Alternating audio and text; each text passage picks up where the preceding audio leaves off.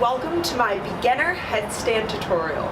My goal for this video is for you to leave feeling like you know exactly what you have to do to reach your first headstand. You need to make sure that before you do any headstands or any inversion practice that you've warmed your body up. You do not want to go from being cold and maybe having been sitting for the past few hours to all of a sudden asking your body to do something that is physically demanding. The first thing that you just need to make sure that you know and you understand is what proper headstand technique looks like and feels like. So the first thing is your grip, how you have your hands. The best way to have your grip in a beginner headstand is to have your fingers interlocked. This is going to give you the most amount of control and stability. Once your fingers are interlocked, you're going to be placing your elbows down on the ground. When you put your elbows down onto the ground, I want you to quickly take a glance at them and make sure that they are directly below your shoulders and that they are not flared out. If your elbows are flared out and they're not below your shoulders, it's going to make your base a lot less stable, and it's going to mean that you're going to be a lot more likely to fall over and not find any hang time or balance in the air. I'd like to quickly explain something with headstands. Because we're doing a supported headstand, that means that our hands are on the ground with our elbows, right? We've created that nice little triangle frame, and then you're going to put your head down into it. This is still a headstand, so there is going to be most of your body weight on your head. A lot of people expect all of their weight to be on this kind of outer frame that we just created, but it is a headstand. The weight is on your head, but what you need to know is that this frame that you just created, by having your elbows directly below your shoulders, you're protecting your neck and your head. It's safe because you have this distance of space protecting it. So yes, when you get up into your first headstand, you're gonna feel pressure on the top of your head. But as long as your neck doesn't feel strained in any way, I promise you that this is safe and that your foundation and having this proper technique is going to protect you, and it's going to lead to a strong headstand practice, and soon you won't even notice that pressure on the top of your head. So back into it. Now that you have this frame down and we're placing our head down, what you want to aim to do is to place the top of your head at the bottom of your hands and on your inner forearm. You can almost squeeze the sides of your head with your forearms, and that again is just going to reinforce that your elbows are below your shoulders. The next step is starting to experiment with shifting your weight onto that foundation that you just learned.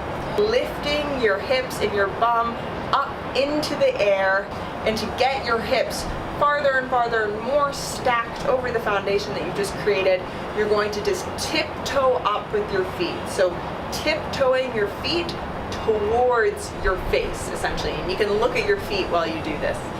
Now, you don't need amazing hamstring flexibility.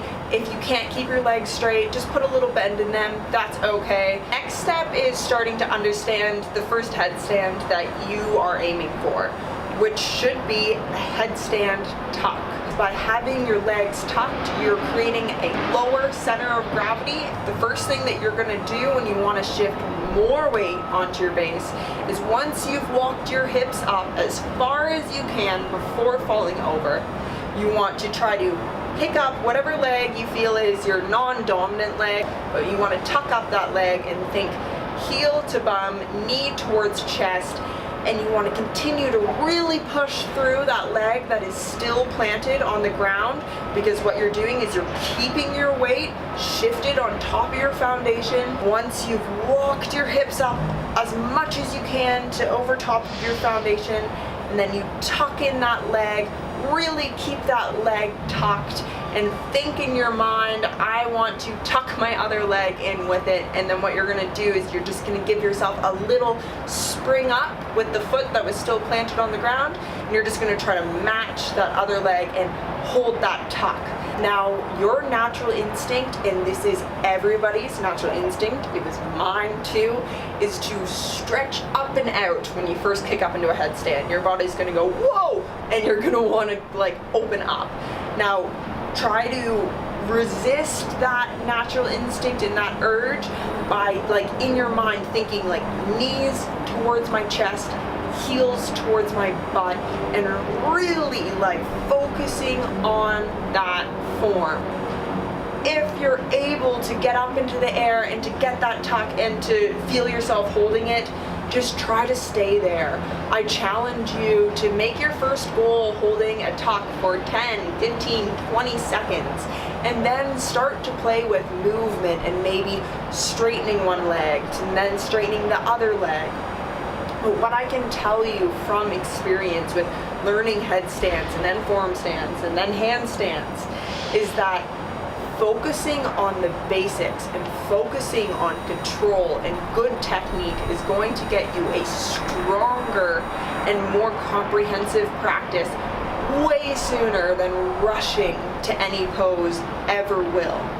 So if you're watching this and you're thinking like, I don't know if I need to focus on headstands, I think I'm just going to skip forward to handstands, I'm telling you, that is not in your best interest, and it is not going to give you a stronger handstand. I would definitely recommend taking the basics seriously and really getting familiar with this foundation and familiar with the headstand tuck. With learning something new and with learning anything, you're gonna fail and you're gonna fall, and that's just a part of learning and trying something new. So with this headstand, if you feel like you're gonna go over, just try to unlock your fingers and then literally just somersault out. If you're really afraid of falling, just maybe do a few somersaults first before you do any headstands, and just remind yourself that like your body can roll and move and you'll be okay. You just gotta go with it and not try to like resist it and spaz out and stop it. If you feel yourself falling, just fall and just try to break that fall for yourself by rolling out of it, or catching yourself with your foot. Falling is all a part of it, and that's why it's just super important to make sure that you're in a big open space so that you can fall freely and not hit another object or something. That is proper beginner headstand technique. If you have absolutely any questions, please comment them below or feel free to contact me. I'm here to help. Make sure you give this video a thumbs up if it's helped you, and subscribe if you want to see more. I'm going to be coming out with beginner form stand, beginner handstand videos, as well as then the next steps for all of these inversions, so that we can learn and progress and get stronger together. Thank you, and I'll see you next time.